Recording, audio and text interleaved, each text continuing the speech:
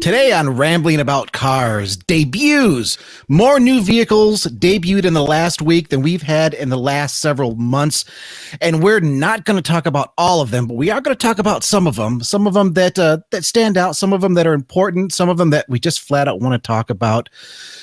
That being said, ladies and gentlemen, friends, delightful drivers of the world, it is podcast time. I'm Christopher Smith. Across the way is co-host Chris Bruce. How you doing, Bruce? I'm doing pretty good. I was about to say, you almost forgot to say it's podcast time, but you got there. You got there in the end. I never forget that.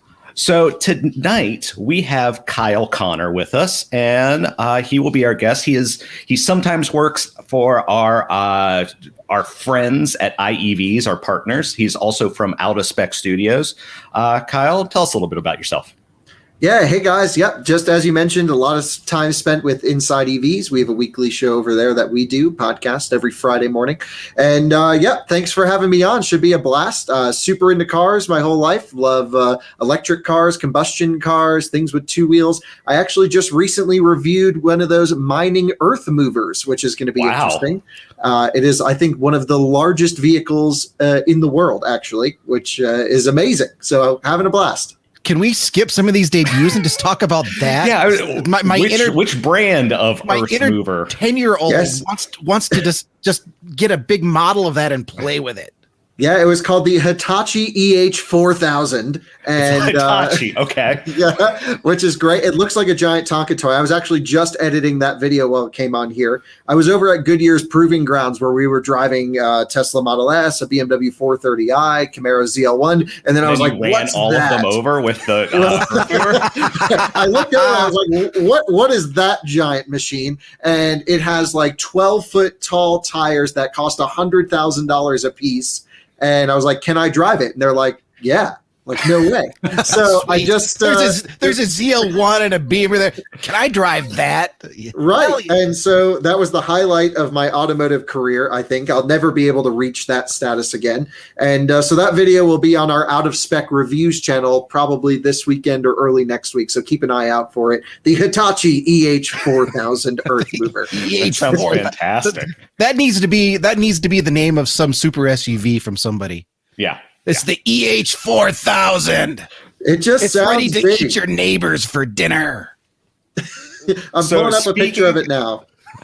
Hold on. Here we go. Oh, this is it next to two Teslas. Sorry for the delay. No. So for our look at that. Oh my God. So for all of our audio listeners, go to YouTube because you need to see that. The Tesla basically comes up to the sidewall on the tires, and then there's a whole lot more tires. So like the bottom, like the bottom, not like the lower sidewall, like the tire. right at the bottom. Yeah, those things are cool. We should mention that. I mean, the reason we asked Kyle to join us, there were all kinds of vehicle debuts, and a lot of them were electric. I mean, folks, we're in the age of electric vehicles. This is sort of, it's an exciting time. We're not necessarily even at the beginning anymore. We're at the moment where here we are. It's not just, occasional or a little niche thing. It's going mainstream. And we have some really good offerings to talk about. Do we want to start there? Where do we want to start? There's so many vehicles to choose from. Well, if we want to start with an EV, we can do that. We can start talking about probably the biggest EV debut, in my opinion, in a while, and that's the Mercedes-Benz EQS. Yes, the flagship sedan that took the internet, at least automotive kind of internet, by storm, because it does bear kind of a resemblance to the old Chrysler cab forward cars. We saw a few of those photoshops. I will try to pull up that rendering, which I love. Check out the new Chrysler 300. For the time being, I will post the old 300M, I will show an actual image of the car, and while we're talking about it, I will try to find that rendering because it Kyle, is really I know good. You covered a lot on that. You read that entire 60-page Mercedes-Benz press release? Yeah, did that. Spoke to like 6 different engineers on it. Played around with it in person. I was one of the lucky handful that got to spend some time in person with this car as well. And happy to talk about anything here. But I think the highlights are this is Mercedes big approach at basically going after the luxury EV segment. Certainly overshooting Model S in terms of quality, in terms of luxury. We are unsure about driving dynamics, but we can assume it's going to be, as an S-Class should. And, it's really going to be up there with closer to maybe the Lucid Air or Faraday Future FF90, I think, if that ever becomes a thing. So certainly playing in a luxury level higher than Model S. I mean, I think it looks fantastic. I know the press release kind of talked even about that cab forward approach because obviously there's no engine up front. Everything is pushed forward. And this car, I mean, it's an S-Class or it's the electric S-Class. So, it's going to have a lot of space inside. But I mean, it really has a lot of space inside. So real quick, before we talk about the inside, I want to roll back on something you just said, Smith. The fact that there's nothing under the hood, and then Mercedes has made it so that you never even have to open the hood because the windshield wiper fluid refill is the flap on the side of the car. Quirk alert. I wrote a little article about that, and it's I don't know. That's a bizarre design decision. I don't know how I feel about one. that. I mean, because it sort of breaks up the line on the outside of the car, but I mean, it's done in an attractive way. And I think I theorized in my article where, well, the quickest way to ruin your weekend vacation is if you are spilling your washer fluid when you've got it back in the trunk with all of your goods. And of course, anybody that's ever filled washer fluid knows you're going to spill a little bit of it. So, hey, need to put it outside. It kind of breaks up the lines. But why isn't it under the hood? Because there is no hood to open, which I found rather fascinating as well. There's no frunk area to store anything. Yeah, increasingly EVs are getting less and less frunks, especially as we're seeing sort of these automakers that are from traditional combustion engine makers now switching to electric. First off, as an owner of I think 3 different EVs with front trunks, personally, I never use them. I can count on one hand how many times I've ever used a front trunk. I don't think they're necessary. And honestly, they're pretty clunky to open and close. Sometimes, like, for example, I drive a Model 3 and, like, you got to put your hand in a certain spot or it'll knuckle the aluminum and then it's like a pain in the butt. So what Mercedes did here was they went for this clamshell giant hood design, all in the effort to get the lowest coefficient of drag of any series production vehicle in history. And a lot of this meant tucking the edges around, which means the hood can be opened, but only by a service center, of course. And the washer fluid on the side there, I saw this in person. I actually don't think it's that elegantly done. I think this is a poor design decision. I think it breaks up, makes the car unsymmetrical side to side. And they put it on the driver's side, which is like every time you walk up to your car, you got to see this thing. And all you're thinking is washer fluid every time you get into your S-Class or EQS. And so I think it's a really dumb choice to put it there. It's Mercedes-Benz. They could have thought of so many more elegant solutions, have a tube running from the side view mirror into the tank, like that's so clever. Many different options. And this is not the best work they've done, I think. Yeah, so, I would really love to hear from somebody at Mercedes the methodology behind placing that in the fender. It almost strikes me as we're making this electric car and it's designed to be electric from the get-go. It's not an internal combustion car that we've converted, but yet we can't get rid of the side fuel door, Yeah.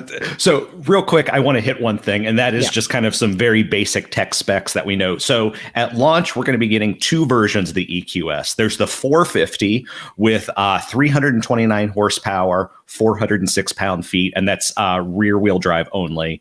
And then there's the EQS 580 4MATIC, which is Mercedes all-wheel drive term, and that's 516 horsepower and 611 pound-feet. And they're quoting a 4.1 second sprint to 60 for the quicker one, for the more powerful one, I should say. So that's for a big sedan, for a big luxury sedan, 4.1 seconds seems fine. It seems more than fine, but at the same time, I think they've gotten so used to hearing Tesla doing 0 to 60 in like 2 seconds, and they don't. I mean, you say 4.1 seconds. Well, guys, that's fast. 4.1 seconds is fast, and in something that big, I think that goes over a lot of people's heads. the buyer doesn't care for this car how fast it is 0 to 60. You're not going to see these things launching off red lights. Personally, I think if you really only care about speed, you're going to go for the Model S because that's the one trick pony. Does it extremely well. Launches quite hard. In terms of range, you're going to have same battery pack, 107.8 kilowatt hour usable on both the 450 Plus and the 580. However, the 580, like Bruce mentioned, is going to be that all-wheel drive system. The rear motor, I believe, is the same across both, which is interesting. Just the level of detail that Mercedes went into this drivetrain system. They actually have a double winding in the rear motor. So it's 6 phases instead of a 3-phase. You have 2 different 3-phases on the rear axle. It means that the motor is going to be really smooth, going to produce big power across a wide speed range, and it means repeatability of performance. So while this isn't going to be the fastest car 0 to 60, Mercedes claims it's not going to just fall on its face and overheat after a lot of quick driving, let's just say. And real quick before we get into the interior, the other interesting thing to me, at least, is the range claim. And they're saying that this could get as much as 478 miles of range, according to the WLTP standard. And that's Tesla beating, if I'm not mistaken. Or Kyle, can you help me out there?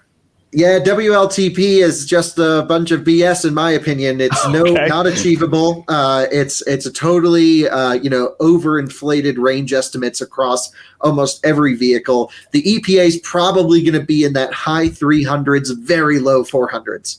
Not bad. Still you don't need good. any more, in my opinion. But range doesn't matter on an EV, in my opinion. It's all about the charging speed and how quickly you can charge it and then get back on the road. For 99% of people's driving, it's going to be from home to work.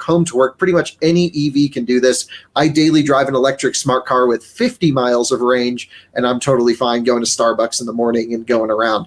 The big thing for an EV, again, not range, in my opinion. I actually think we'll see a shift towards smaller battery packs well into the future when there's a larger influx of charging hardware. That's a whole nother problem we should talk about at some point. Mm-hmm. But it's all about the charging speeds and for how long it can sustain that peak speed for. So Mercedes engineers claim 200 kilowatt peak DC fast charging, but it can sustain that pretty deep into the pack, which is a big deal for road tripping. A lot of EVs like Mustang Mach-E, for example, claim a big number, but can only hold it for a short period of time. So this will be interesting to play around with. So let's talk about what I think is the absolute most impressive thing about the EQS. Yeah, the tech specs are cool, but look at that interior. Folks, if you're watching the YouTube video, you'll be able to see it now. Mercedes calls it the hyper screen. It's not actually one screen, even though there's a single bezel for it that all kind of incorporates it into one thing. It's 3 separate screens, but they look fantastic. It looks like the future. I mean, that's really the best way to describe it. Yes. It looks like the future. You have, like you said, it's not one screen. There are 3 separate screens in there. But it's all one bezel, so it kind of like fudges it. Yeah, I mean, it's all behind just kind of one big expanse.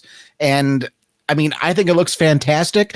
I wonder if it would lead to just kind of screen exhaustion maybe after a while. If you tend to be a little sensitive to some of those things, I mean, it's all digital. Mm-hmm. It is digital from side to side. I mean, lots of great functionality, but I mean, let's also talk about, I mean, the rest of the interior, the center console design. I think it's a very elegant design. The rest of the interior here really, I think, complements what they did with that big, massive digital dash. And I mean, you would expect that sort of thing from Mercedes, though, right? Yeah, you would. And the thing is, so Kyle, I listened to the last episode of the IEVs podcast, and I recommend our listeners to absolutely check that out too. And you guys were talking about the EQS, and I believe it was you, it might have been Martin, who brought up the kind of the differences between what we're seeing here and what we see in a Tesla Model S. The Tesla goes for minimalism. This is basically maximalism. This is, we are going to throw every bit of light and screen and whatever we can at you because you are a Mercedes-Benz buyer. You're spending 6 figures on this car, and so you deserve the best. Am I putting words in your mouth there? I could have said that. You're absolutely right. Either way, if you were putting the words in my mouth, then I was correct. And look, first off, I got to spend a couple hours in the interior of the EQS. It's a great place to spend time. Beautiful seats. The ones you're seeing here are the comfort seats, 2 different seating options, comfort and sport. I'd go for the comfort seats. You get nice pillows on the headrest too. Personally, I don't like the hyperscreen, so I totally disagree with you guys there. I think in person it looked a little weird, pretty reflection-y, fingerprints for sure. Now, they claim that it's at the right angle. They've tinted the top of the windshield. They've baked in a special silicate to not show fingerprints, but in actuality, it's not one giant screen. You have 2 10.2-inch displays, driver and passenger, and then a 17.7 in the middle. There are OLED screens on the right too. The driver instrument clusters, LCD. Tons of great technology here in terms of forging the glass at 650 degrees C. It's a really impressive piece of engineering. They had to build in crash safety into the screen itself. So there's hexagonal mounts that are designed to break away behind the air vents if you have a severe side impact. It's crazy the amount of effort that went into this. But here's the thing. If no one's sitting in the passenger seat, the passenger display is not usable. So therefore you're left with the center display and your driver instrument cluster and your center display, which would be no different if you didn't get the hyper screen, and then you get a really nice wood dash behind there. And so it's not like you gain any functionality with the screen. There's no extra features or options that can come. MBUX works the same as it would on the 12.8 center display. It's hard to say if it's going to be worth the money because all US spec EQS 580s comes standard with this screen. The 450 Plus will be quite an expensive option. They wouldn't tell me the price. So if you're getting all-wheel drive, you're getting the hyper screen, you don't have to worry about it. But if you want the range spec, the one that goes the farthest, which is the 450 Plus, the rear-wheel drive, I personally wouldn't spec it. I don't think it's worth any bit of money to me, at least, and I prefer having a wood dash in a Mercedes. You make a very interesting point. We're seeing this dash from the perspective of how Mercedes wants us to see it exactly with their press photos. Seeing it in person, with the thought of how smudgy are these screens going to get? What's that ambiance really going to be like? You raise some good points. It's always good to remember. Hey, automakers, they want to put on their best suit, if you will, when they're advertising these cars. So I'm very interested to see this in person. Definitely. Absolutely. Because it looks really cool. I think it looks like the future. But Mercedes is always, especially with their flagships, they've always had that reputation of, here's what other automakers will be doing probably 5-10 years from now. We're doing it right now. So it'll be interesting to see how it goes. Yeah, so, my takeaway on this car is it's really great electric vehicle tech, more so than we've ever seen from Daimler, way better than EQC, for example, which doesn't come to our shores. So blew me away in terms of electrical tech. I wouldn't say they're at Lucid or Tesla levels, but way more than I was expecting. Plus everything great that we've learned and loved about the new S-Class, for example, 10 degrees of rear steering, great, of course, comfort-oriented driving dynamics, all of these things coming together, I think, to make one of the most impressive and intoxicating electric vehicle packages for a luxury buyer. Mercedes can just do things that no startup can ever dream of. Sure. For sure. Yeah. So moving on from a car that's certainly going to cost 6 figures, undoubtedly, to one that you're actually going to, we're thinking 30s, maybe even low 30s to start. And the very first pickup truck for this brand in the United States. How about we talk about the Hyundai Santa Cruz? Yes, let's talk about the Hyundai Santa Cruz. I think our listeners know that I'm not really a truck guy, but now twice since we've started this revamped podcast in January, I've said I would kind of dig that.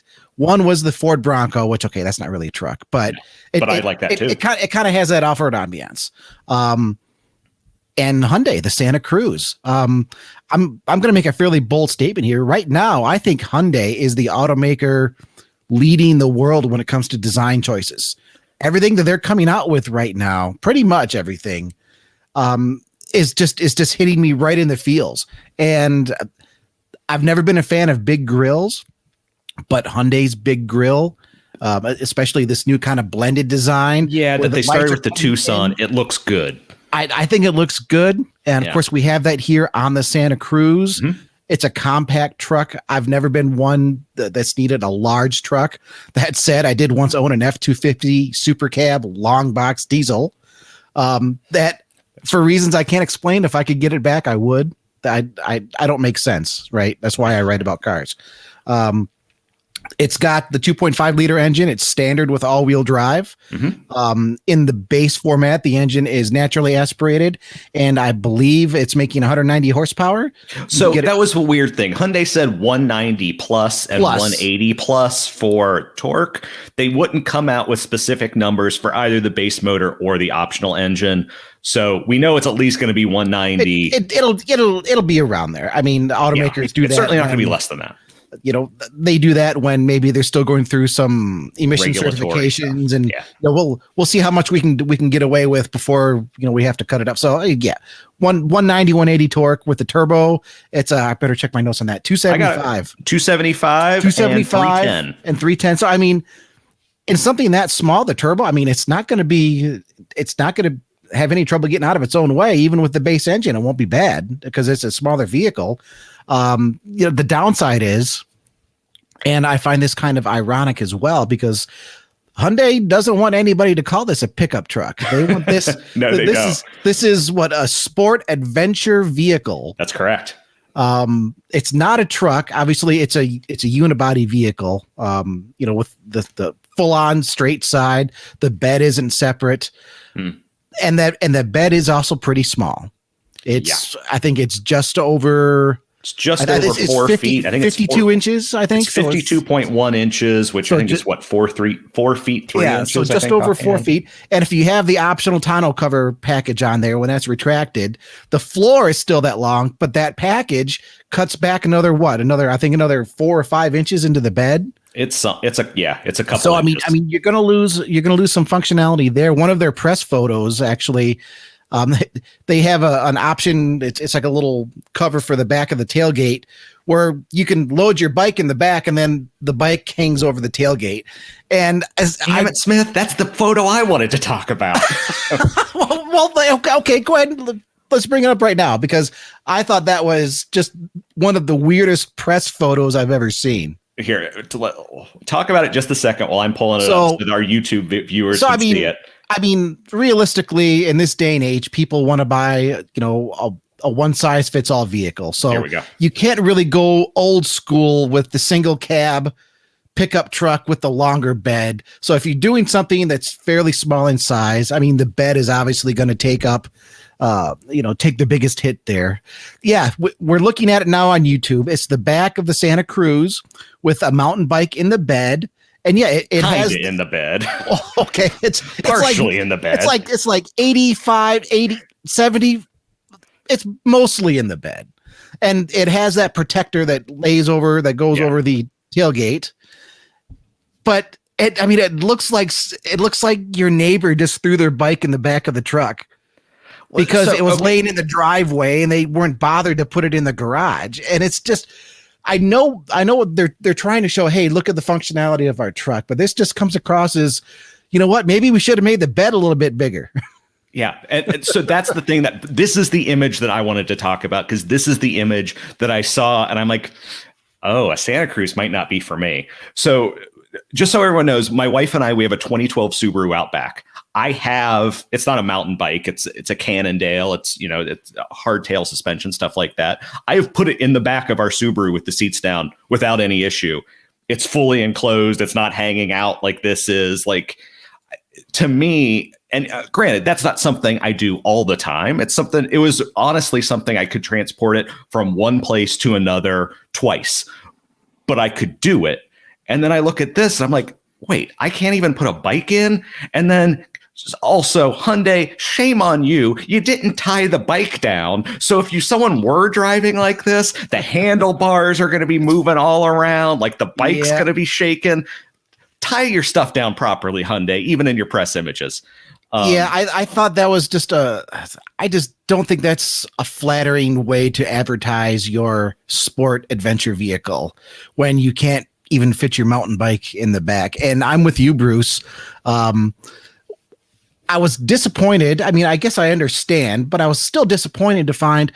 I mean, how hard would it have been to make a pass through from the bed that reaches inside the cabin? And that's something we heard a lot. Our boss, John Neff, said that. Also, our coworker, Brandon Turkus, said that, the Chevy Avalanche back in the day, it had a pass through, like that's not novel technology. You could make something. So if you had a longer item, maybe not for a bike like this, but say you're hauling, lumber or something that skis, something that's longer, you could fit it in there by putting it through the pass through. Right. And yeah. Now, in Hyundai's defense, I mean, they do have an optional bed extender where you fold down the gates, and they're saying that's going to be. We haven't seen that, but they say that's going to be. Yeah, it'll bring it out, and I mean, obviously, it does have a tailgate. You can fold things down. You can stick things out the back. It's never ideal, certainly, but it seems to me for something like this, a pass through at least for the interior, where if you needed to go to your local hardware store and pick up, just hypothetically, some lumber because you're building a homemade racing cockpit, but I've never done in my life. Of course not. You would rather take your pickup truck instead of your, again, hypothetically, 2004 Mazda 6 5-door hatchback, which could swallow actually those big 8-foot long sections of 2x4. You couldn't do that with the Santa Cruz, unfortunately. But I feel like we're being a little too harsh here. I think Hyundai has come out with a very interesting vehicle. I hope that it's competitive in the smaller pickup truck market, because we're certainly at a point where that market is expanding. And I think there are many buyers out there who would like a truck. I'm not going to call it a sport adventure vehicle. I'm going to call it a truck. It's a truck because let's call it what it is. I think there are a lot of buyers that want something like this. They're not interested in a large full-size pickup truck, whether it's the size, whether it's the fuel economy. That's just not something they're interested in. So it's nice to see some smaller options coming back that aren't a Toyota or a Nissan.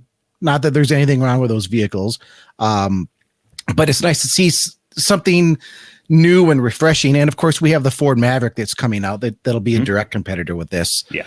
I want to take a moment here and show something that we just posted today on Motor One, because we were talking about the Santa Cruz, and we were theorizing, what about making kind of the classic version of the small truck? And once upon a time, it wasn't a 5-seater. No, look at an El Camino.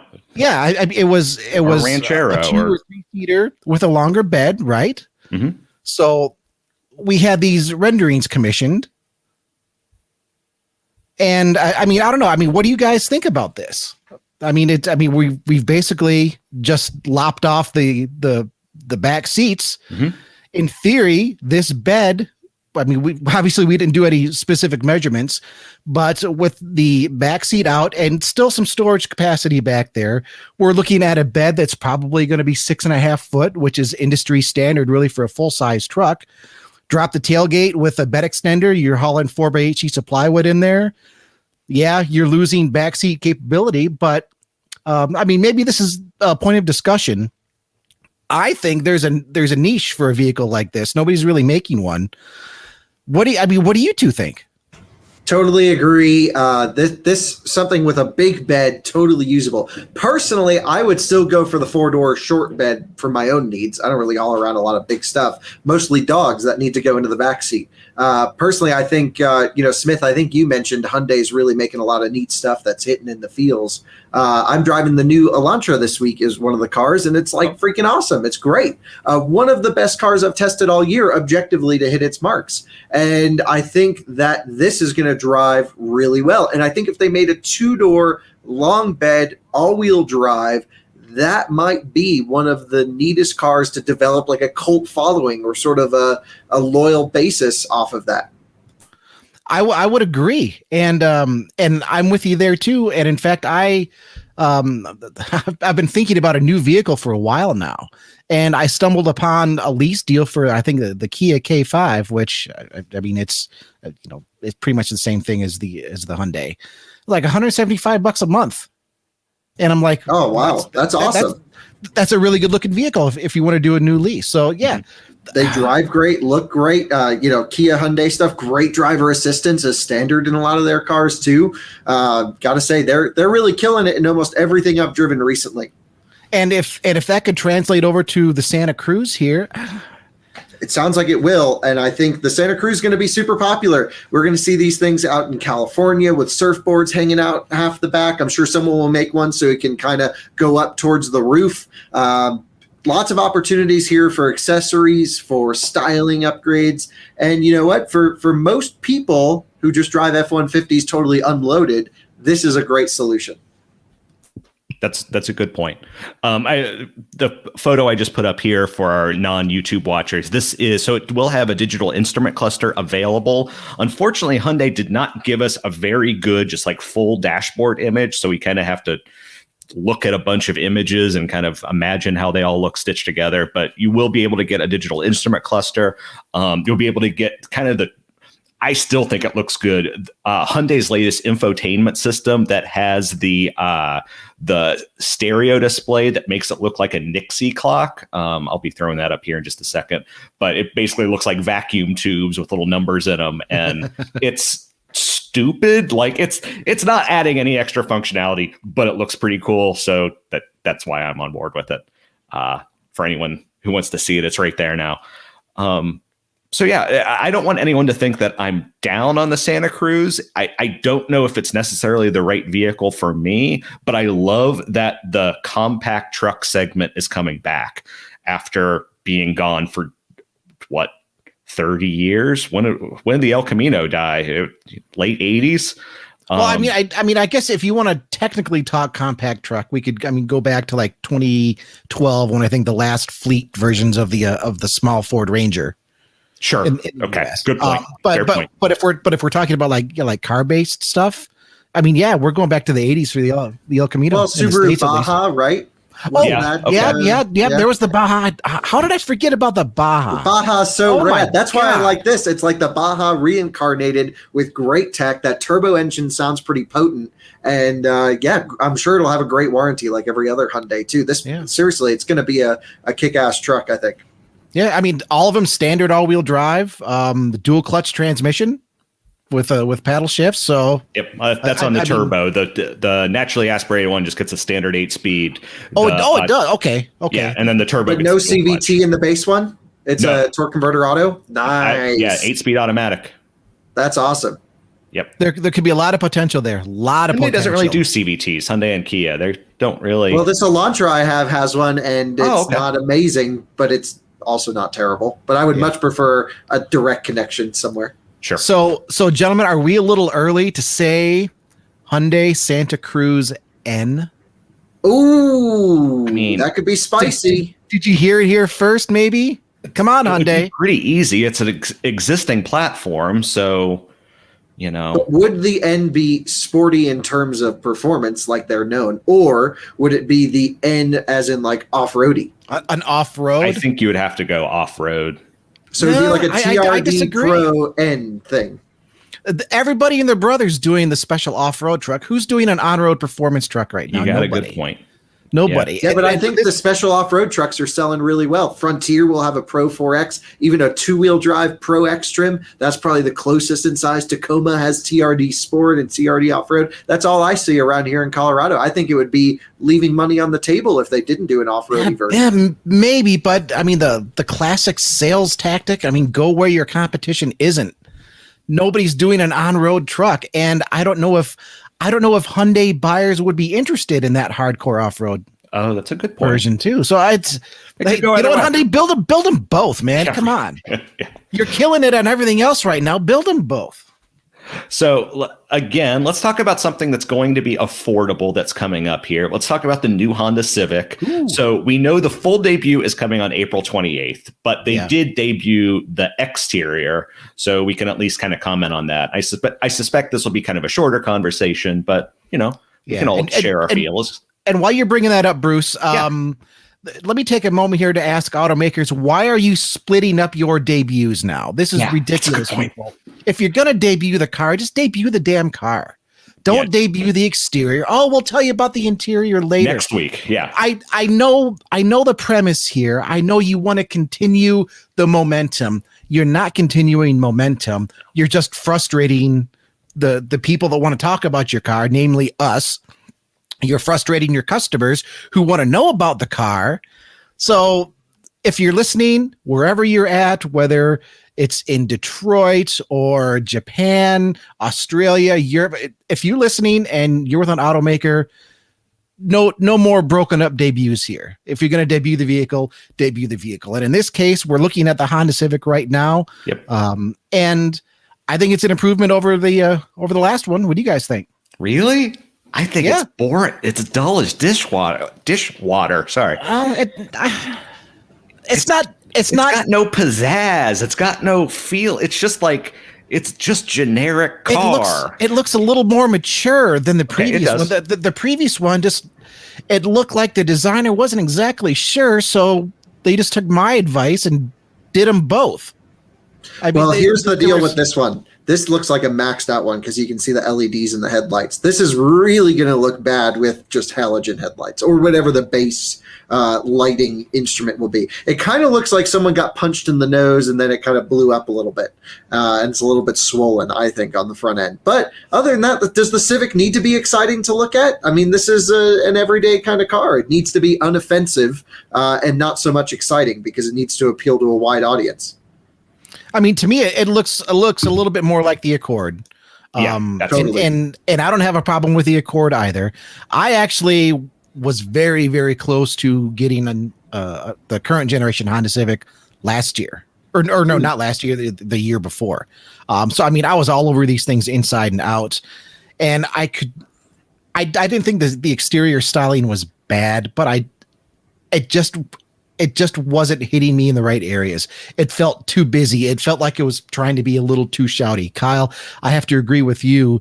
The Civic doesn't necessarily have to be exciting. As long as it's handsome, as long as it's not really offensive, these cars are going to sell because they have such a great reputation for efficiency, for reliability, for fun. I actually would have got the Civic Si 2 years ago if my local Honda dealer had bothered to get one, because there were some fantastic lease deals going.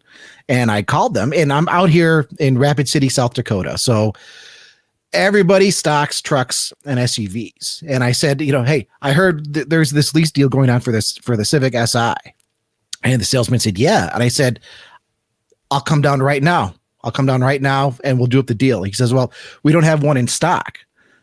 That's like, okay, well, where can you get one? Well, I don't know exactly where I can get one, but I can put you in a regular Civic. I was like, no, bait and switch. This is the car that I want. And if you get one, I'll come down right now and buy it. And yeah, they just blew me off. They wanted to sell Ridgelines and Pilots. So I'm a little bitter about that. A little bit. But yeah, so you would have had the HDMI exhaust port. Do we know if this one will have the HDMI exhaust port? I love that, the HDMI. Isn't that the best thing about the Civic Si? It literally looks like you can just boop. I don't know if I have a cord around. It's an EV. This is how I charge it. Right, exactly. But no, look, I think the new one's going to be a big seller. We know there's a huge amount of interest. I have a friend who is really into cars, very much an enthusiast of Japanese vehicles, loves like every new Acura debut is like, he like doesn't go to work. It's popcorn out. This is a big thing, right? And he's all over this. He personally feels that this is a serious improvement. Personally, I don't have that much affinity for Civics in general. Now, if we start talking Type R and some spicy stuff, I get excited. But I think, look, the chassis have always been amazing, naturally. The sporty versions have always been impressive. I think even the current Civic Type R has one of the best shifter feels of any vehicle in history. And if anything, it should just be a pretty good platform for them to make some spicy versions later on in its life cycle. Yeah, that's a good point. I'm really excited to see how it evolves later on with some of the more interesting versions. And hey, you know what? When it comes out, maybe I'll give it another look if I haven't stepped into a Hyundai or Kia by then. So we're running just a little bit tight on time for this segment. So Chris, are you looking at our outline right now? I want you to pick the last of the big debuts of this week. I would like, because I know, before we do that, the Ferrari 812, I kind of mentioned this BMW M3, M4 competition, Lexus ES, Buick Envision. So many things came about, all kinds of weird stuff from the Shanghai Auto Show. We'll be hitting that in a second. That'll be segment two. But so many things. But just today, we had the Cadillac Lyriq. In production, guys, we should in production, guys. There's still a lot of information we don't know about it, because it's just kind of an exterior look. But I think that's a big one worth talking about. Kyle, have you seen the Lyriq here yet? Yeah, I have been following it for a while. Personally, it's I think the price point is a big one. $60,000 is a really good value for a Cadillac with this much tech. It doesn't look great to me. I'm sorry. Really? Yeah, I don't like it. But I understand a lot of people who do. I get it. It has, I don't want to say zero appeal, but close to zero appeal. And I don't know why I don't like it. Because on paper, I should. If you were to write down all of this car's attributes on a sheet of paper, I'd say, oh, that's got to be great. But I'm not loving that. Now, I think it comes down to the styling being a bit polarizing, because I know in the Motor One chat this morning, there were some pretty stark divisions as to whether it looked good or it looked terrible. And I fall in the category of good. I love what, I don't know if love is the right word, actually. When you look at what they did with that rear pillar, the way it's designed, the way the lights come up. I grew up with a 1960 Cadillac Series 62 convertible. And I loved that car. It was my grandmother's car that my father bought and then he restored. So they made a picture, that they turned a picture of me sitting in the car at age 15 into this ginormous poster that sits in my closet, because I'm a narcissist, but I'm not that narcissistic. I don't need a big poster of me sitting in this caddy. But the taillights on the Lyriq, they just kind of remind me a little bit of those late 50s, early 60s kind of fin designs. So, maybe that's part of the appeal for me. I like that it has something of a fastback look to it. And it also has a unique look to it. And when you're talking about the crossover segment, whether it's electric or otherwise, I hate to say that anything different is good, because you could create another Aztec with that thinking. But in this instance, this car is going to stand out.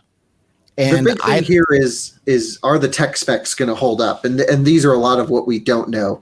Right. How's the range going to be? I sort of tend to think GM's taking the approach of throw as many batteries as you can in there to give it the range. But they're not, that's sort of like dumb range. Smart range is let's make the car as efficient as possible, therefore, which also makes it quicker, and save the cost and extra weight and capacity of all the battery packs. So GM's like Hummer plan is like stuff as many batteries as you can in there. Mm-hmm. We don't really know truly the specs on this car, and I think that's going to be, for me at least, the final determination, because for EVs, there's so much more you can get wrong very easily for automakers, and we've seen some big cases of it from big legacy automakers. Maybe legacy is not the right term, existing automakers. Mm-hmm. And I don't know if GM's got it. I haven't driven an EV from them yet that's like, yes, this is great.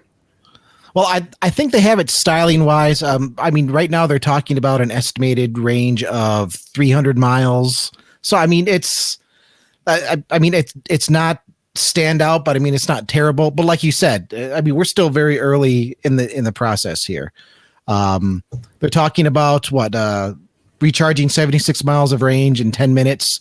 I like what you clarified, Kyle, about the differences in charging, of being able to hit that peak power, and then how long you can hold that peak power, how deep into the cycle. I think that's something that a lot of people don't really understand when it comes to EV charging.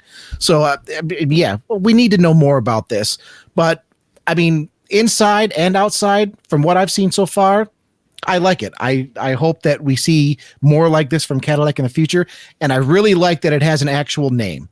I've never been a fan of the alphanumerics.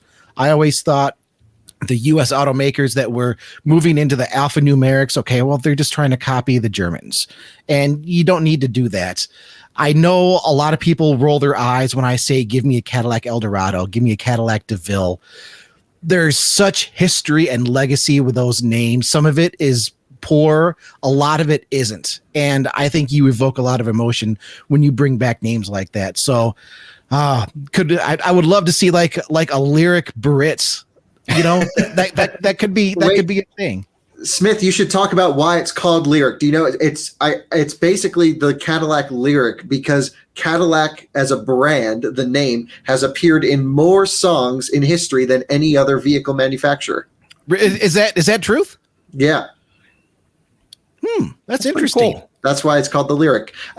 Look, super cool. I think they're putting a lot of weight behind this thing. Will be neat. It's got that kind of curved display that we've seen in like the new Escalade, but the Escalade's got that secondary split display in front, so it looks cleaner to me than the new Escalade. It'll be interesting to see how much tech they harvest out of that vehicle. I'm sure it'll have Super Cruise. I'm sure it'll have, maybe that cool night vision like the Escalade has. I mean, I just recently spent some time with the Escalade. That thing was awesome. It had so much cool stuff. I hope half of it makes it into the Lyriq, but maybe I'm really curious from you guys, and I know we're a little bit short on time, but which of these electric CUVs are you most interested? You have Lyriq, XC40 Recharge, Polestar 2, Kona, Niro, Model Y, Mach-E, ID4.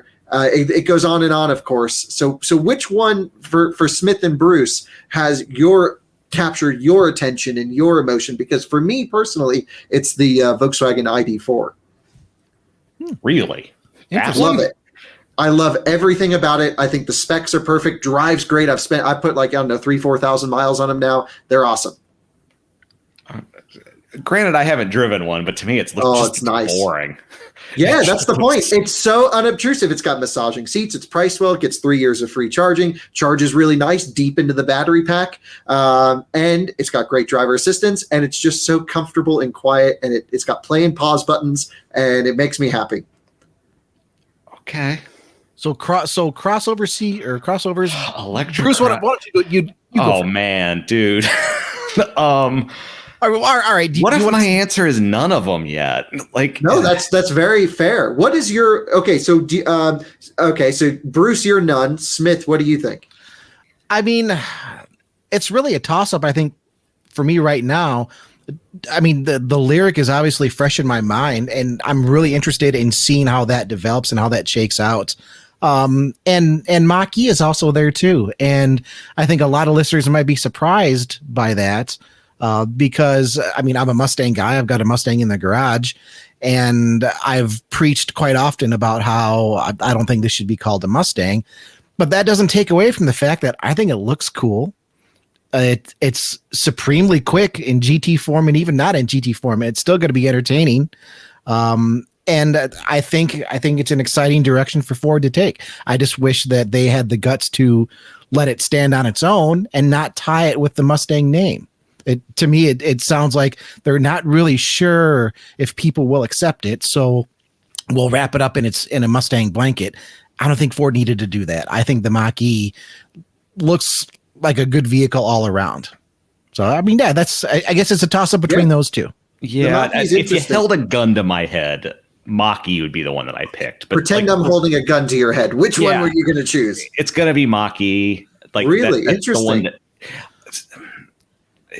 It's the one that interests me the most, I guess. Like the other ones, I don't know. They're all a little boring. Yeah, that's for sure. I mean, that's what I've. Polestar 2 does nothing for him. Interesting. Yeah. Polestar 2 I thought was good, but I didn't like the fastback thing. Mustang Mach-E I've driven, probably 5,000, 6,000, 7,000 miles now across the country, and spent a lot of time with that vehicle, and it's certainly interesting. ID4 I think is good. Model Y, of course, is just great on paper, not so great on pavement is my impression of it. I'll call. Interested to hear your thoughts, of course. I'm interested to hear your thoughts since you've spent that kind of time in the Mach-E. Have you encountered any of the Mustang people? Oh yeah, that have talked to you about it? Because I mean, like I said, I love the car, but and I apologize for my Mustang fans that are listening. It can be hard to be a Mustang person because there are so many people that they're just, they don't see anything but like their own Mustang and everything else is trash. And it's just like, like it or not, this has the Mustang badge on it. It's called Mustang. It's fast. It's fun. Give it a chance. And yeah, you're absolutely right. Look, the naming thing I got over pretty quick because from my side, I'm just here to evaluate the car as a car. I'm not comparing it to other Mustangs, although that might be kind of interesting one day. I don't think it would hold up that well. The Mach-E doesn't have a great thermal longevity, so when you drive it really hard, it overheats pretty quickly. The GT, though, will have a really much more beefed up cooling system, so I'm told. I've done a couple videos on Mach-E now, at sort of driving it hard, driving it easy, all this stuff, and I've shown how the vehicle responds in different environments. But the Mustang people, I was charging at a Walmart in Utah recently, and a woman walked up to the window, and I actually was doing a live stream on YouTube, so it's on the Out of Spec Motoring YouTube channel. Oh, wow. Okay, I got to watch this. She walks up, and she says, "I hate your car. It's not a Mustang." I'm like, that's really funny. I really appreciate you. And but generally, I will say the general stuff is like thumbs up. Like people are surprisingly interested in it. We actually bought one. It's a grabber blue one. My friend Dave bought one for us to make videos with. And so, it's bright blue, catches a lot of attention, but generally overwhelmingly positive. But you do see people kind of like laughing in some cars next to you. They're like, yeah, this is a bunch of garbage next to me. And you know what? It doesn't drive like a Mustang. I originally thought it did, but after spending a lot of time with it, it's not sporty enough. The GT will solve all this, of course. Well, I mean, there are so many Mustangs that don't drive like a Mustang. If you get a 1980 Mustang, that's a good example of a Mustang. with the 4-cylinder, yeah, you know what? That doesn't drive like a Mustang either. And Kyle, to if this makes you feel any better, I had an 03 SVT Cobra, and I loved the car. It was the 10th anniversary. I was trying to join an SVT Cobra group because that 03, 04 is it's only a couple of years. And I couldn't join the group because all those jerks did was trash on the newer Coyote Mustangs. Oh, look at these! My 10-year-old car is faster than those Mustangs. Oh, what a pile of junk! So, look, there's a lot of emotion. Sorry, Mustang people, but hey, you know what? Come on, suck it up. Enjoy life. The cool news is you can buy your GT350 that revs to 8,600 RPM or something ridiculous, to the moon, sounds amazing, visceral raw experience. You can get the GT500, which is all that power, 700 plus, DCT, great tech, and you can get the electrified one that you can take your family out on the weekends with, or I should say during the week and the school run. So plenty of options. I think I'm okay with the addition and the growth of the Mustang family to be more of, these are our sporty models. The Bronco will be more of our off-roady models. I'm okay with it. I'm getting there. But Mach-E certainly isn't bad. We should probably move on. We talked an hour and a half on Mustang last week. I could probably talk another hour and a half today. Can we take a little bit of an intermission break here? Absolutely, yeah. Let's address a very nice email that we received this week. We've been growing the podcast now since January, and our numbers have steadily gone up. Some episodes have been a little bit better than others, so we're trying to feel out what you folks want us to talk about. And again, we are still accepting emails, podcast@motor1.com. We want to hear your automotive stories. We want to see your automotive projects. We want to hear about your automotive passion. We did get an email. It didn't come with a name attached. It was just I think I can. It's Josiah, I'm pretty sure, from the interview. Oh, look at you're reading like alphanumeric speak. Okay, well, I'm also looking at his email address. Now come on, I'm looking on my phone. I don't see the email address. Anyway, fair enough. Anyways, embarrassing, Chris. Embarrassing. All right. I just want to let you guys know that I'm absolutely loving Rambling About Cars podcast. Thank you very much. That actually means a lot to us. Motor One is very underrated. Should be right up there with Motor Trend and Car and Driver. Fun fact, our traffic numbers have us right up there with Motor Trend, Car and Driver, Jalopnik. So we appreciate the words. I was wondering if you could have a podcast episode debating about the GOAT. Thanks. So there isn't, well, first of all, tremendous thank you for this email. Absolutely. We love getting emails and we comments. love getting emails, even the emails that say you guys are ridiculous and you don't know what we're talking about. 90% of the time we do, 10% of the time maybe we don't. Sure. We can't know everything. Or maybe it's the other way around. Never know.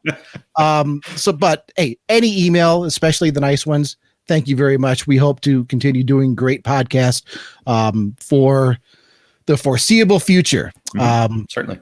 There's no clarification here on GOAT. We're going to assume that it's the greatest of all time. The greatest of all time. We could be talking about the Ford Bronco and talking about its the GOAT modes. Yeah. All the GOAT modes, go off-road. I forget what it stands for. Yeah. Go over any terrain, I think. That's what it go is. Over any terrain. Type of terrain, because it's GOATT, isn't it? Is it? I think it's just T. No, I think it's just T. Just okay. one of them is a this double is just T, one. This is just one T. Could be talking about the Pontiac GTO. It is just one T. I just looked it up. Goes over. I don't know why I thought it was two. Oh, you know what? We are both right. It is GOAT mode, but it stands for goes over any type of terrain. Right. So that's what I thought. So it should be take one of the T's out in the acronym. That's weird. They could just say go over any terrain. Yeah.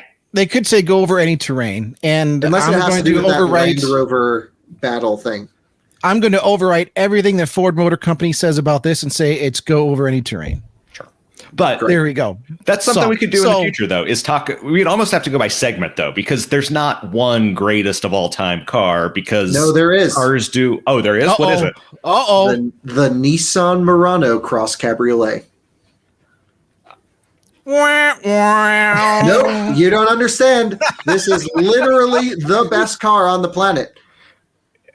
Sell me this argument. Go ahead. Well, it's totally sarcastic. There's a group that I am obsessed with. It's called Nissan Murano Cross Cabriolet Enthusiasts, which is people who see one and it's like, oh, this is God's chariot. This is like, I'm going to play the lottery. I saw one today, totally making fun of it. But now there are owners in the group that think everyone is serious. So I've now convinced both owners are in the group.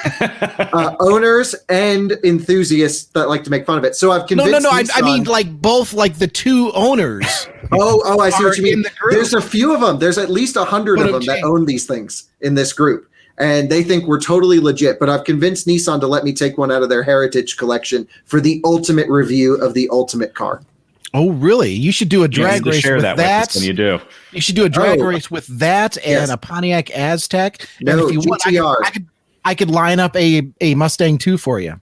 That's okay. We're going to drag race it against the GTR. The cross cab's going to go by. I'll hold my Starbucks, just cruising. Some guy in a race suit in the GTR, pounding off the rev limiter. And, it's going to be really kind of funny, but truly an amazing machine of brilliance. Hit us up when that happens, because that's internet gold right there. That's the plan. So if you have ideas to the listenership about fun skits we could do for that, we were going to take them all to like a track and have like race teams working on the Murano and like putting slicks on it and some other fun stuff. So it should be kind of interesting. I am on board. So moving on to our second segment, which we'll keep kind of short, but the Auto Shanghai show happened this week. And while there's a lot of, very normal cars that show up there, both from mainstream automakers that are available all over the world and Chinese specific automakers, there's also some weird stuff there. Just weird. And so we wanted to take a moment to celebrate the weirdness that was at Auto Shanghai. And it's also probably worth mentioning really quick. That's part of the reason why we had so many debuts here in the last week or so. Yeah. That show, actually, that's one of the few auto shows that took place, that's taken place in the last year or so. So it's neat to have sort of an auto show back. We're also at the same time of year where normally we'd be seeing the New York Auto Show. Mm-hmm. So even though the auto show isn't going on, automakers still have plans for their own vehicle debuts. So there's a little bit of kind of inside look at the world of journalism when we get these auto shows. Even though they're not going on, automakers are still kind of coming out with debuts around the same time. But you're right, Bruce. We see some whoppers from China. So let's start with, this is by far my favorite, just because it's so like, it's so blatantly ripping off a classic, but I also kind of like it in a stupid way. Let's look at the Aura Punk Cat. Which what a name! Yeah, fantastic name. And it is a 4-door near copy of the classic Volkswagen Beetle. But that looks nothing like a Volkswagen Beetle. What do you mean? Exactly. He says, dripping with sarcasm. I don't see the resemblance. No. Here, for our YouTube view, we're looking at the side view now, so we can see how much it doesn't look like a Beetle. Nothing about that roof line. We should note though that it is 4 doors. It's not 2 doors. It is a sedan. What a machine! Is the engine in the back, or is it up front? No, it's got to be front engine. Sorry, I think it's because look how far back the rear seats are. See the headrests? There's no way you're squeezing an engine back there. Yeah, although these Chinese cars are like 1.2 liters. Yeah, if there's like a little one lunger back there, bop, popping along. Let's look at the interior, which is also kind of. Now, see, I know that's not a Volkswagen Beetle because there is no spot. Oh wait, there is kind of a rose on the dash though, isn't there? Yeah. So okay, so it sort of has the flower thing going on. What is the interior? I love this. Well, the Aura Punk Cat, which is just one day I'll import one of these things. After 25 years, you'll see me dailying an Aura Punk Cat. Okay. So next up, Ed Smith, this is one that you wrote about. I apologize. I don't know how to pronounce the automaker's name. It is either Roa or Rova. And this is the Jing, which apparently in Chinese means whale. And you'll understand why as soon as you see it. It has the face of a whale.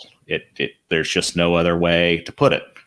It does translate. I mean, we looked up Google Translate, and actually the glyph, for those not on YouTube, we're looking at a straight up head on shot. And yes, I mean, it was specifically designed to look like the underside of a whale with those kind of vertical strakes stretching all the way across the front end. The traditional Chinese character there on the plate is the character for Jing, which is whale. So I mean, it's not an accident, and it's not a nickname. It is on purpose. It's the whale. It's on purpose. This isn't a production version. This is a near production. The production version is supposed to go out later this year, but from what we were able to gather, it's not going to change very much from this. And yeah, I mean, it's going to have internal combustion power and a plug-in hybrid. There is another fully electric version of this vehicle, similar, not an exact copy of this, but similar based on this, that will be offered at a later date. But yeah, and it's white on purpose. I mean, you got to have white. You've got to have the white whale. I mean, when I first saw it, I was like, wow. But then I was like, well, I mean, other than the grill, it's not that weird. It's kind of goofy. The grill is kind of goofy. The grill is what does it. But I mean, it grew on me a little bit. It's not enough to, not enough to make me trade my Nissan Murano Cabriolet. But nothing comes close to that. nothing comes close. Yeah. Hey, just one of the interesting things from China. What else we got? So this one is also a concept. This is the Hongqi L concept. So this is a concept for a luxury sedan. It's just called the L. The L concept, yes. Well, Hongqi means red flag, I believe, which is like the pinnacle. It's like the Rolls Royce of China. Well, you can see, and that looks very Rolls Roycey of China. It does. It just has this bizarre light signature, and then when you look at the back, it has this weird embroidered effect that I'm not sure. I don't know how you see out of the back of that, but I guess it's a concept, so you don't have to. You're not worried about anyone behind you when you're driving a Hongqi. This thing is bad to the bone. I love this. It's something. I like it. It is. You'll notice there's no passenger, or there's no front passenger seat, and that's because so the person in the back can just fully recline. It's, Imagine how awkward it must be to sit in that chair and like as you're just being driven around. Yeah, so this is just another example of, and this isn't so much weird, it's just it's almost like Baroque, like it's so like overly styled stuff that we don't really see here that often.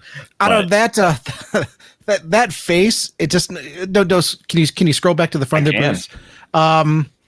Boy, doesn't that look like somebody who is getting a glimpse of something very exciting that they don't think they should be seeing, but it's like, wow, look at that. That I think, but the back is a totally different personality. It doesn't. That is an exciting car. That is, and the rear looks like what 1994, 1995 Mustang with those goofy vertical or horizontal taillights instead of the verticals. Mm-hmm. Well, like a little bit. Man, for some reason, I see everything. Like Razor Blade in the way they're styled, but yeah. Why do you need 4 of them on each side? Well, I guess why not? You're buying I think the answer is why not. Yeah, you would want more. Well, the fourth is the fourth one on each side. That's an optional extra. Optional extra. Okay, yeah. Wow, that's another 800. I had not seen this concept until now, and I'm in love with it. Seriously, I actually really think it's cool. And then last one we have here, and this is another Hongqi, and this is actually going into production. They're saying this is the S9, which is their supercar that is apparently on the way. Here, actually, let me get a better image of that up. I mean, that's cool. Yeah, it's just interesting. We haven't really seen that many Chinese supercars. This one is supposed to have 1,400 horsepower. And they're saying it's actually going into production. So is it electric? Give me just a second. I mean, it looks cool. It looks like possible.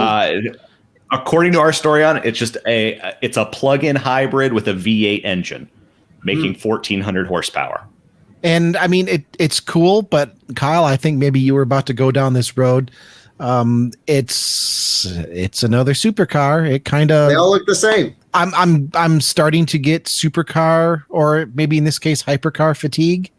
You know what? Yeah, rounded fenders, short front, beefy back, big intakes on the side. That one looks like it had a center mount, just a single windshield wiper, because race cars have one windshield wiper. I took the passenger windshield wiper off my Mustang, and it made it so much faster. And yeah, I mean, it's cool, but I keep grabbing the same image. Hold on one second. I want to get excited about it, but I mean, I don't suspect this is something that's going to be available in the United States. Just by it looks a little bit better from that view. We're looking at the rear 3/4 now. I mean, at least it has some interesting character. It has a little bit of a long tail feel to it. It does, yeah. Boy, can we talk about? No, let's not talk about those wheels. I would rather not talk about those. Yeah, wheels. but I guess like you could go for this, or you could go for the Neo race car thing. Like there's others. I guess the Neo one's fully electric, but I don't know. The thing that is hard to wrap my head around for these supercars is, look, I know there's a ton of people that have way too much money that could certainly afford this and that and that.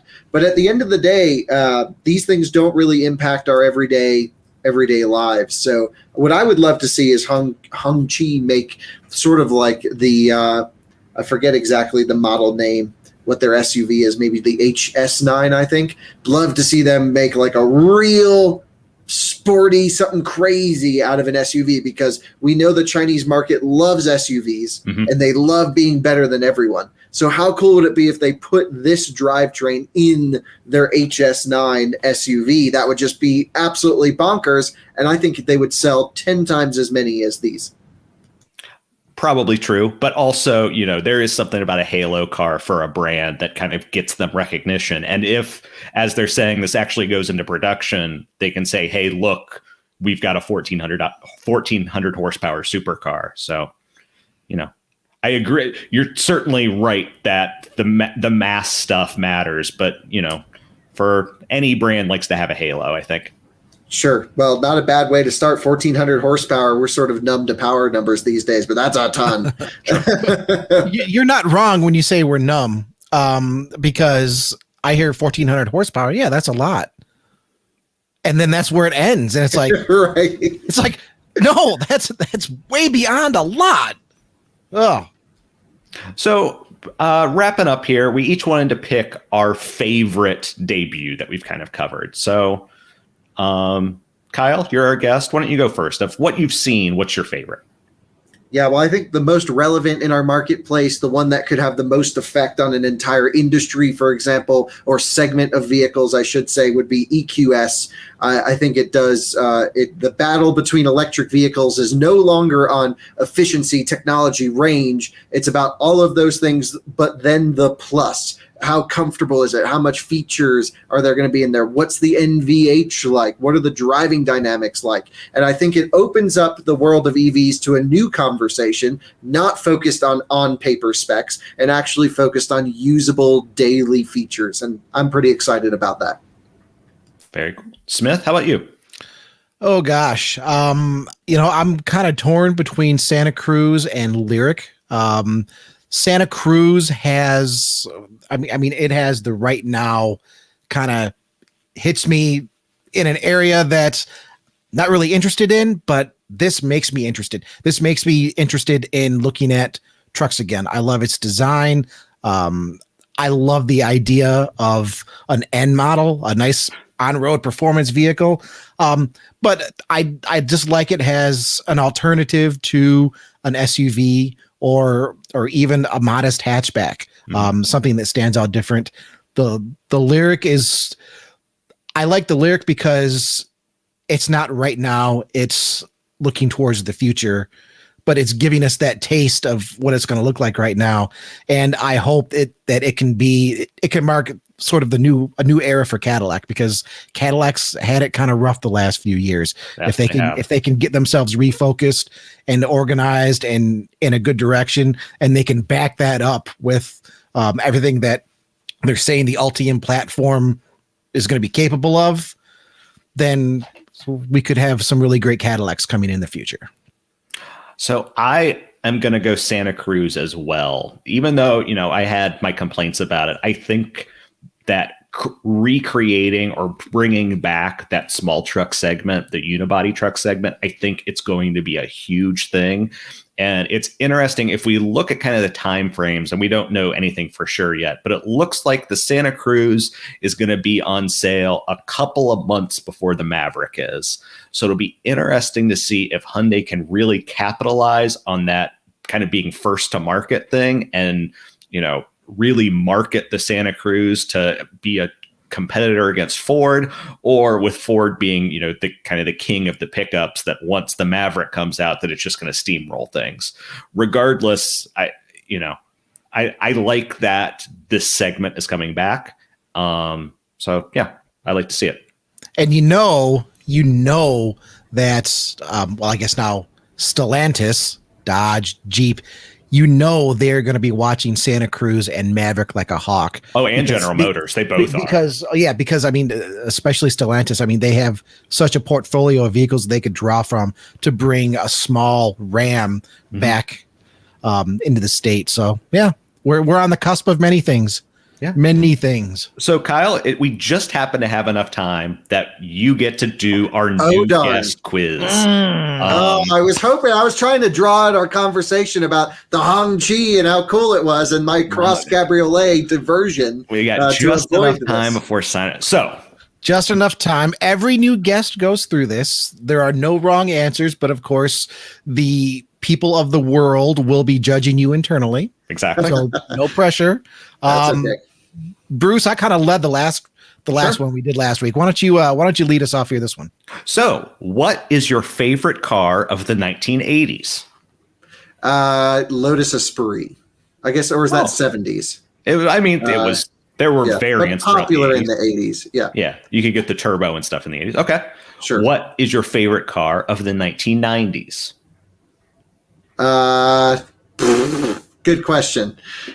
No idea. Maybe a Lincoln Blackwood. Or maybe that's early 2000s. That was 2000s, wasn't it? Yeah, that's 2000s. That was early 2000s. See, I'm so young. The 90s, I was still a baby, so I don't know. Hard to say, really, 90s. nothing really came out great in the 90s, did it? What? You know, yeah. What? No, that's not true. Okay, we said there are Tell no me wrong wrong. answers. This is great. So There what was are good wrong in answers. the 90s? So my perception of 1990s automotive is lots of cheap plastic and lots of like weird, not very well put together vehicles. C4 Corvette ZR1, 22B SDI Subaru, Nissan Skyline. FDRX7. I'm not a Supra fan, but I mean you have to acknowledge the Supra. It was the FDRX7. It was also the birth of the LSV8 from General Motors that powered everything. McLaren F1, Bugatti XJ220. XJ220 is cool for sure. CLK Love GTR. that. Love that. 993 there's some Porsche. 993s probably is where I fall. Okay. But nope, your answer was none. So My answer was I couldn't think of any cool cars that came out in the 90s. You've given me now 3 to consider, and the 993 is got to be one of the best. So what? What about? Hold on. No, this is good. What about the EV1? Not into it. Oh, okay. So I think people really halo that car, but it really didn't do anything except piss a whole bunch of people off that they're still crying about it. Well, it was a first step into a field that we're into now, and sure, but we weren't ready then, and there's a case that we're not even ready for mass EVs right now. Yeah, but how much further along would we have been if that just hadn't been canned and put down immediately? I think it was a step in the right direction, and I think it was a victim of circumstances by a lot of other things. Oh, yeah. But not to say it wasn't impressive or an interesting story, or it really could have been potentially moving the needle in a direction that it unfortunately didn't. But I think like that's just unfortunately a failure story. They made a car, we learned really nothing from it, and we didn't do anything about it for 10 years, 20 years. I would say that's more GM's fault than the public's, but okay. Oh, sure. Okay. Absolutely. 100%. What car or cars do you own right now? So we have a Tesla Model 3, a BMW i3, a electric smart car. We review a lot of stuff, which is fun. And we have a Crown Victoria police car. what year? I can't even remember. Haven't driven it in 6 months. It's in North Carolina at our testing facility. We take it out, do big skids, lots of J-turns, never check the oil in it, and then put it away hot. And it's My first never car was a died. Crown Vic. It wasn't a police car, but it was a Crown Vic. Yep. Yeah, P71, whole still got sirens and lights. We told them it would never be registered. It isn't registered. It just lives on a private facility. So the police agency in Hickory, North Carolina, I think it was, sold it to us with sirens and lights in there, which is awesome. And she's rocking. That thing's a beast. We've done a lot of challenges with it. Yeah. Cool. Sorry, Cool. last question. Heated seats or heated steering wheel? You get one. Oh, heated seats. Okay. All right. Yeah, I have them on all the time in everything. I'm always surprised because you would think, okay, heated seats. Yeah. I mean, that's your whole body versus your hands. I think it's been about 50-50 thus far, hasn't it, Bruce? Yeah, it has. It's people saying heated wheel Really? versus heated seats. Yeah. That's an interesting question to ask. 60-40, but for seats, I think narrowly go by, but steering wheel still gets picked. Yeah, that's an interesting one. I'm with you on seats. If your hands are cold, just wear gloves. Yeah, well, that and also most cars have preconditioning or remote start now. None of mine. Well, modern, new, Sure. stuff No, I like understand this, what you mean. Elantra has a started start button. But yeah, no, that's interesting. I think lots of cool stuff. I guess we should probably wrap up here. But you guys all saw the Cars and Coffee crash in Colorado with that demon or the Hellcat happened right in front of me. All I want to say is you were there. Wow. Yeah. it crashed. The hit was right in front of us. And my request is if you go to Cars and Coffee, just don't drive like a jerk, please. Enjoy it for the sport of enjoying everyone else's cars. Bravo. You can, if you want to start up the car and give it a few blips while you're parked. Red's fine. Yeah. Just don't do a burnout. Look, you can go to the track as much as you want. There's track events every weekend, everywhere. Yep. Just keep it nice, keep it sane, keep it steady. Kyle, thanks a lot for being with us. Well, what do you have for social media that you like to promote here? How can people get a hold of you? Nothing super interesting. It's not hard to find us, but just weird stuff. I wouldn't recommend it, but you can go to I don't know, YouTube Out of Spec Reviews. We do a daily video car review every day, and all video, all pretty terrible. So if you go watch it, you're warned. Okay. Well, thank you for joining us. Good afternoon, good evening, or good night, whenever you happen to be listening to us. We appreciate it. Email is podcast@motor1.com. We love your questions. Honestly, if you're working on a project car and you're proud of it and you want to share it with us, send us some pics and we'll share them. Motor One is the YouTube, if you want to watch the video version there. And if not, we're on all of the podcast things that you can be on. So follow us, like us. Yeah, we'll appreciate it. But thank you very much. And thank you guys. We'll talk to you later. Bye-bye. Bye, everybody.